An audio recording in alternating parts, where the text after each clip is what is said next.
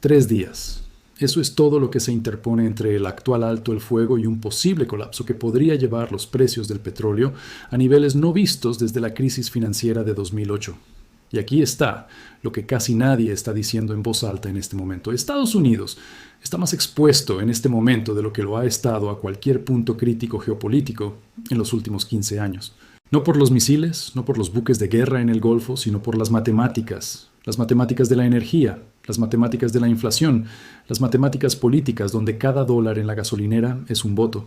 Déjame explicarte exactamente qué le sucede a Estados Unidos si el alto el fuego colapsa el 22 de abril. No el escenario militar, el económico. Porque ese es el que Washington realmente teme. Aquí es donde comienza la historia. El alto el fuego nunca se construyó sobre la confianza. Se construyó sobre el agotamiento. 46 días de ataques, contraataques y un estrecho que sacudió los mercados globales de petróleo. Ambas partes acordaron pausar, no la paz, una pausa. Y la brecha entre esas dos palabras es exactamente donde estamos sentados ahora mismo. A partir del 18 de abril de 2026, no hay marco, no hay una estructura de acuerdo pactada, no hay confirmación pública de conversaciones directas en el calendario. Lo que hay es diplomacia itinerante a través de Pakistán, Turquía y Omán. Los mismos países que estaban llevando mensajes entre Washington y Teherán durante las peores semanas del conflicto abierto. The Wall Street Journal informó esta semana que altos funcionarios estadounidenses describieron en privado la brecha entre ambas partes como significativa. Lenguaje diplomático para no estamos cerca. La demanda central de Irán no ha cambiado desde febrero. Un compromiso vinculante de que Estados Unidos no emprenderá otra operación militar contra su infraestructura nuclear. La posición de Washington es igualmente firme. Ninguna garantía vinculante. Retroceso verificado del programa nuclear primero. Luego discutimos garantías de seguridad.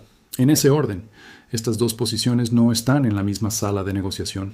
Ni siquiera están hablando el mismo lenguaje diplomático y el reloj corre hacia el 22 de abril de todos modos. Entonces, ¿por qué esto importa específicamente para Estados Unidos?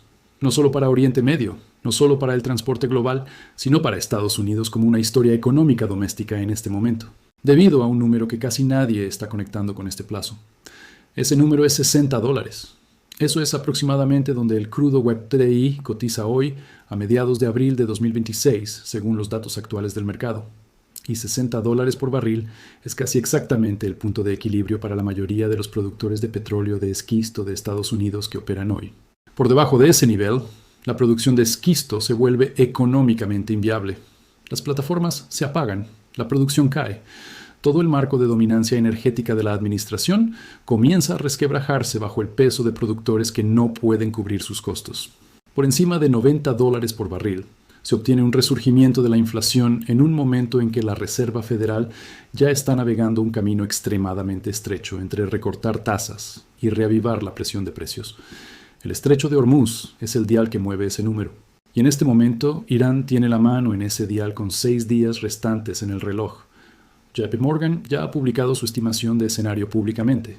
Si el estrecho se cierra nuevamente, el crudo sube a $120 a $130 por barril. No es un analista marginal, es el banco más grande de Estados Unidos. Esa es la dimensión financiera de lo que realmente significa el 22 de abril si las dos partes no pueden encontrar un lenguaje para mantener vivo el alto, el fuego, y ambos regresan a la confrontación abierta.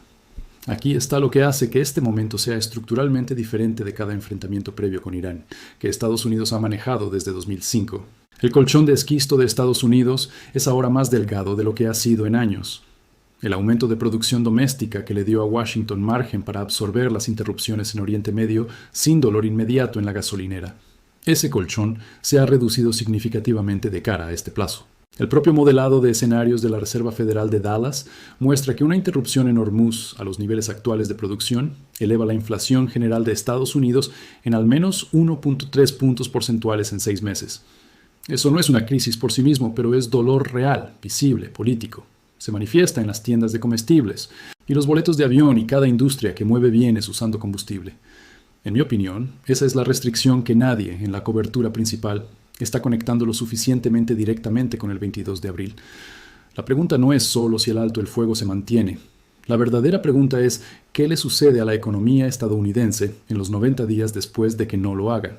Y esa respuesta es más complicada que cualquier cosa que estés viendo en los titulares diarios en este momento. Si crees que la cobertura está perdiendo la historia económica aquí, deja un comentario. ¿Qué crees que se rompe primero si esto colapsa? Dale like. Ayuda a que más personas encuentren este análisis. Porque lo que viene después, el sistema silencioso que mantuvo a Irán económicamente vivo durante 46 días de guerra y un bloqueo naval. Ahí es donde esta historia se vuelve genuinamente sorprendente. China todavía está comprando petróleo iraní. No en secreto, no ilegalmente según sus propias leyes, abiertamente. Ese único hecho explica por qué el fuego es tan frágil. Irán exportó más de 2.1 millones de barriles por día en febrero, según Kepler, un récord desde 2018. Para marzo, las interrupciones de la guerra redujeron eso a cerca de 1.1 millones que aún fluían hacia China. Piensa en lo que eso significa. Un país bajo presión militar, activa con puertos parcialmente bloqueados, aún moviendo su principal producto a volúmenes casi normales. Eso no sucede sin un comprador importante. Y el comprador es China. Esa relación es la base estructural de la posición de Irán en la mesa de negociación. China compra crudo iraní a través de lo que los analistas llaman la flota oscura. Petroleros que desactivan sus transpondedores y navegan sin transmitir su ubicación. Las refinerías receptoras se llaman teapots, procesadores independientes en la provincia de Shandong que han manejado petróleo sancionado durante años y hacen muy pocas preguntas. Pagan en yuanes, operan fuera de los sistemas financieros occidentales y han mantenido esta cadena de suministro funcionando a través de cada ronda de presión estadounidense desde 2018. Este arreglo no se construyó para este conflicto. China lo construyó durante una década para sobrevivir a la presión financiera estadounidense específicamente y ha funcionado exactamente como se diseñó. Aquí está por qué eso importa para el 22 de abril. La postura firme de Irán sobre su demanda central, una garantía de seguridad vinculante, es un cálculo basado en la capacidad de supervivencia económica. Mientras los ingresos petroleros fluyan a través del canal de China, Irán no enfrenta el colapso financiero inmediato que forzaría concesiones rápidas en la mesa de negociación. El bloqueo crea presión real. Las operaciones portuarias están interrumpidas. Los costos de seguro para el transporte iraní han aumentado. Pero el ingreso central del petróleo, la columna vertebral del presupuesto de Irán, se mantiene. El Departamento del Tesoro de Estados Unidos ha sancionado docenas de buques en este comercio, pero sancionar un barco no impide que navegue. Las entidades chinas ignoran en gran medida esas restricciones por completo. Bloomberg informó a principios de abril que entidades vinculadas al Estado chino continuaron comprando crudo iraní, a pesar de las advertencias explícitas de Estados Unidos, utilizando estructuras que evitan la compensación en dólares. En mi opinión, esta es la asimetría estructural que Washington no ha resuelto completamente. El bloqueo es una herramienta del sistema del dólar aplicada a una cadena de suministro deliberadamente enrutada fuera de ese sistema. Las agencias de inteligencia estadounidenses evaluaron a principios de abril que China podría estar preparándose para transferir sistemas antiaéreos portátiles a Irán. CNN informó públicamente esta evaluación. Cuando se le preguntó directamente, el presidente dijo que dudaba que esto estuviera sucediendo. Su propia comunidad de inteligencia evaluó lo contrario. Esa brecha es algo que tanto Teherán como Pekín están observando. Lo que esto sugiere es que Estados Unidos está gestionando dos problemas distintos. Un enfrentamiento directo con Irán y un desafío estratégico paralelo con China aún no completamente abordado en la mesa. Porque si el oxígeno económico de Irán todavía fluye desde Pekín, la presión del bloqueo está golpeando las paredes de una habitación que tiene una ventana que China dejó abierta deliberadamente desde el principio. Eso no es un fracaso de la capacidad militar estadounidense. Es una limitación estructural de una arquitectura de sanciones construida para un mundo donde el dólar era el único juego en la ciudad. Y ese mundo ha estado cambiando silenciosamente durante una década. La flota oscura, los pagos en yuanes, las refinerías Teapot, nada de eso se construyó para este conflicto. Ya estaba allí esperando. Aquí está el escenario que la mayoría de los analistas no están modelando públicamente. ¿Qué pasa si el alto el fuego colapsa y el petróleo no se dispara a $130? ¿Qué pasa si el daño real llega más lento y silencioso? Ese es en realidad el resultado más peligroso para Estados Unidos. No el pico dramático, el desgaste lento. Costos de energía elevados, sostenidos que erosionan silenciosamente la confianza del consumidor mes tras mes. Permíteme explicarte cómo se ve un colapso del alto el fuego en secuencia. Día 1. Los mercados reaccionan. El crudo salta de $10 a $15 inmediatamente. Las aseguradoras comienzan a retirar la cobertura de tránsito en el Golfo rápidamente. Día 2 a 5, los capitanes de petroleros redirigen alrededor del Cabo de Buena Esperanza, añadiendo de 10 a 14 días a los tiempos de tránsito. Las tarifas de flete se disparan y esos costos se trasladan aguas abajo casi de inmediato. Para el día 10, los primeros efectos visibles llegan a los consumidores estadounidenses. Los precios de la gasolina comienzan a moverse. El diésel, que impulsa el transporte por carretera y la agricultura, se mueve más rápido. La Fed está observando cuidadosamente. Las manos de la Fed están parcialmente atadas. Los recortes de tasas estimulan la demanda, empeorando la inflación cuando la oferta está restringida. Las subidas de tasas ralentizan una economía que ya está absorbiendo un shock energético desde el exterior. No hay una respuesta limpia de política monetaria a una interrupción petrolera geopolítica. La Fed puede comunicar paciencia, pero los ajustes de tasas de interés no pueden arreglar un estrecho cerrado. Esa brecha es real. Una administración que construyó su narrativa energética alrededor de la dominancia y precios bajos enfrenta un problema real de credibilidad. Si los precios en la gasolinera suben de 20 a 30 centavos en las semanas posteriores a un colapso. Ese número no es catastrófico de forma aislada, pero se percibe de manera diferente después de 46 días de conflicto, que la administración describió como un éxito. El costo es promesa frente a realidad visible en la gasolinera. Los republicanos del Congreso, en distritos competitivos, ya están observando cuidadosamente. Varios han señalado en privado que una interrupción energética prolongada complicaría su posicionamiento en noviembre. Esa presión política fluye directamente de regreso a la mesa de negociación. Un colapso del alto, el fuego no es puramente un evento de política exterior. Se convierte en una historia política doméstica en cuestión de semanas. Irán ha estudiado cuidadosamente los ciclos políticos estadounidenses. Su postura, firme en demandas centrales, flexible en la óptica, refleja un cálculo de que el reloj doméstico de Washington está avanzando más rápido. El líder supremo de Irán no enfrenta una elección de mitad de periodo. La Casa Blanca sí. Esa asimetría en los horizontes de tiempo políticos es una de las ventajas más subestimadas que Irán tiene en este momento. Las rutas alternativas de oleoductos alrededor del estrecho ofrecen alivio limitado. El oleoducto este-oeste de Arabia Saudita mueve aproximadamente 5 millones de barriles por día. El desvío de los EAU agrega alrededor de 1.5 millones más. El estrecho mueve aproximadamente 20 millones de barriles por día. Incluso con cada desvío a plena capacidad, la brecha es de 13.5 millones de barriles. No existe una solución de infraestructura para 6 días. Estados Unidos ya activó su reserva estratégica de petróleo en marzo, liberando 172 millones de barriles como parte de una liberación coordinada de la AIE. El stock restante cubre aproximadamente 20 días de importaciones. 20 días. Ese es el colchón entre un colapso del alto, el fuego y una verdadera emergencia de suministro. Después de eso, la economía global funciona con mercados al contado, en lugar de reservas estratégicas. En mi opinión, la verdadera historia del 22 de abril no es si se firma un acuerdo formal. Es si ambas partes pueden extender la pausa el tiempo suficiente para que las conversaciones en Omán e Islamabad progresen. Una extensión de 2 semanas sin un acuerdo formal, solo una pausa sobre la pausa, daría tiempo a los negociadores y señalaría a los mercados que el peor escenario no es el caso base inmediato. Pero las extensiones requieren que ambas partes estén de acuerdo. Reuters y el Financial Times informaron que Irán está condicionando cualquier extensión a un progreso visible hacia su demanda central de seguridad. Ese umbral es alto.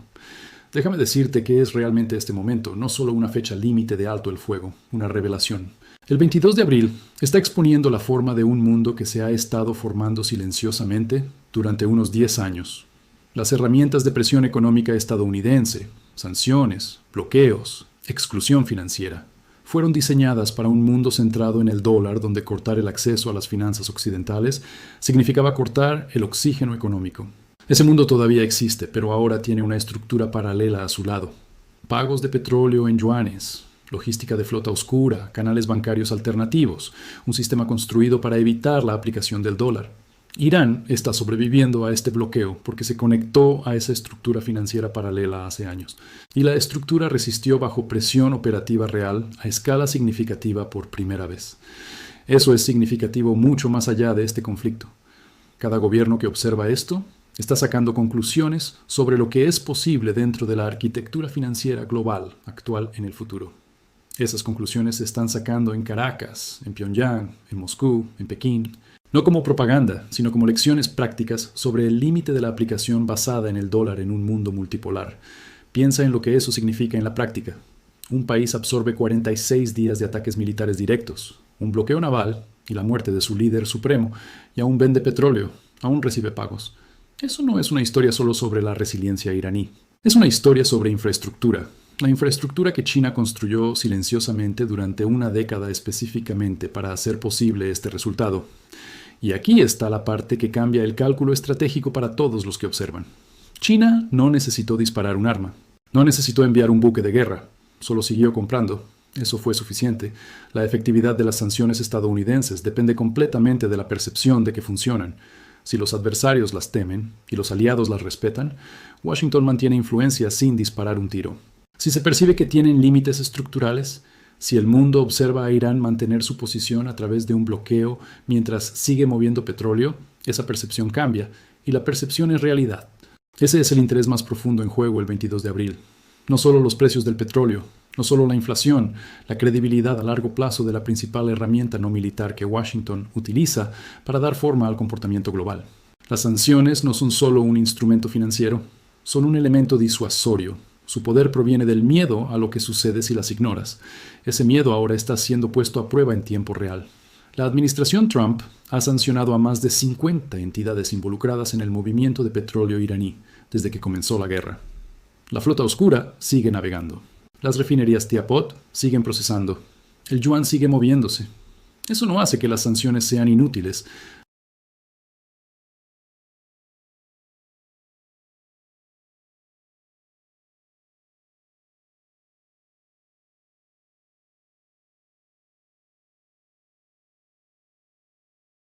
Un colapso sin acuerdo sería interpretado internacionalmente como evidencia de un límite en la influencia estadounidense. Eso no significa que Washington deba aceptar los términos de Irán. Significa que la presión interna para encontrar algún resultado viable, incluso parcial, incluso vagamente redactado, es mayor de lo que sugiere la postura pública.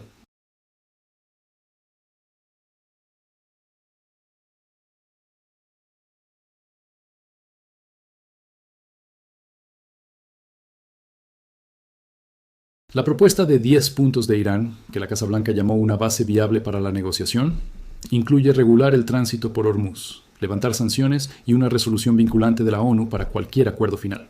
La contrapropuesta de Estados Unidos exige ningún enriquecimiento nuclear, la entrega de uranio altamente enriquecido, límites al programa de misiles de Irán y el fin de la financiación a grupos proxy. Esas son demandas grandes. La brecha entre esos dos documentos no es una brecha de negociación en el sentido tradicional. Es una incompatibilidad estructural. Ambas partes lo saben. La pregunta es si pueden empaquetar un acuerdo parcial. Un acuerdo parcial sobre la reapertura de Hormuz y una pausa nuclear, aplazando los temas más difíciles, permitiría a ambas capitales declarar una versión de éxito ante sus audiencias domésticas. Ese es el arte diplomático de los próximos 6 días. No resolver el conflicto subyacente, sino construir un lenguaje que permita a ambas partes retroceder del borde, sin que ninguna parezca haber parpadeado primero. Históricamente, estos plazos se deslizan. Se extienden silenciosamente, a menudo sin anuncio formal. El alto, el fuego del 22 de abril, puede convertirse en el alto, el fuego del 6 de mayo mientras los negociadores trabajan en Mascate. Ahora bien, ese patrón no es un fracaso. Es cómo funciona realmente la diplomacia bajo presión. El plazo público crea urgencia. La extensión crea espacio. El acuerdo, si llega, llega en el espacio. El acuerdo nuclear de Irán de 2015, el JCPOA, fue en sí mismo el producto de plazos incumplidos repetidos, extensiones silenciosas y trabajo entre bastidores que nunca llegó a los titulares hasta el momento en que se anunció. Ese precedente importa. Te dice que la ausencia de un avance público antes del 22 de abril no significa colapso. Puede simplemente significar que el trabajo real está ocurriendo donde debería, en privado. Los mercados parecen entender esto. La reacción del precio del petróleo al acercamiento del plazo ha sido medida, no de pánico. Los operadores están valorando una extensión, no un colapso inmediato. Esa señal importa. El petróleo ya cotizaba cerca de $100 por barril a mediados de abril tras el shock de la guerra. Un colapso lo movería bruscamente al alza. La diferencia entre esos resultados es la prima de riesgo en este momento. El hecho de que la prima de riesgo permanezca contenida te dice lo que los inversores sofisticados creen que es el resultado más probable, no un acuerdo, no un colapso, un retraso. Y en este contexto, el retraso es progreso. Lo que observaría en las próximas 72 horas, declaraciones de Omán y Pakistán, los canales de mediación activos. Si sus ministros de Exteriores señalan flexibilidad, esa es la señal antes de cualquier anuncio. Observa el tono de los medios estatales iraníes, no las declaraciones públicas de línea dura, que son en gran medida performativas, el comentario más silencioso que refleja hacia dónde se dirige la conversación política interna. Y observa lo que China dice públicamente sobre el 22 de abril. Pekín tiene más influencia sobre el cálculo económico de Irán que cualquier otro actor externo. Una señal china tiene peso real en Teherán. Observa el Brent en las 48 horas antes del plazo. Por debajo de 115 hacia más alto, significa que los mercados valoran una extensión. Por encima de 120 con volumen, significa que los operadores están cubriendo un colapso. Ese número es la señal en tiempo real. Observa también la respuesta del Congreso de Estados Unidos. Si los republicanos senior respaldan públicamente una extensión del alto el fuego, eso es una señal de que la cobertura política para mantenerse firme se está reduciendo dentro de Washington. Y observa la postura de la Marina de Estados Unidos en el Golfo. No comunicados de prensa, movimientos reales de buques. Si los grupos de portaaviones mantienen posición en lugar de avanzar, Washington no se está preparando para escalar. El alto, el fuego expira el 22 de abril. Aún no hay acuerdo. Pero este momento no se trata solo de Irán y Estados Unidos. Se trata de qué tipo de arquitectura de influencia gobierna la próxima década de competencia global. Un mundo donde las herramientas basadas en el dólar conservan su poder disuasorio, o un mundo donde una arquitectura financiera paralela ha madurado lo suficiente como para absorber esa presión y mantener a un país sancionado negociando. Tu respuesta honesta: ambos mundos ya están coexistiendo en este momento. La arquitectura antigua aún funciona, parcialmente. La nueva aún no está completa. El 22 de abril está ocurriendo en ese espacio intermedio. Esa ambigüedad es incómoda para los responsables de políticas que necesitan doctrina clara. Pero es la realidad real de dónde se encuentra el sistema financiero y geopolítico global en este momento, entre dos eras. La pregunta no es ¿qué mundo gana el 22 de abril? Es hacia qué dirección apunta la evidencia. Y en este momento, la evidencia del estrecho de Hormuz merece atención seria. Esa pregunta no será respondida completamente el 22 de abril, pero la dirección de la respuesta se está volviendo visible ahora mismo. Entender esa dirección importa más que cualquier titular sobre el alto, el fuego. Si disfrutaste nuestro video, no olvides dar like, compartir y suscribirte a nuestro canal Guerras del Mundo para más análisis poderosos.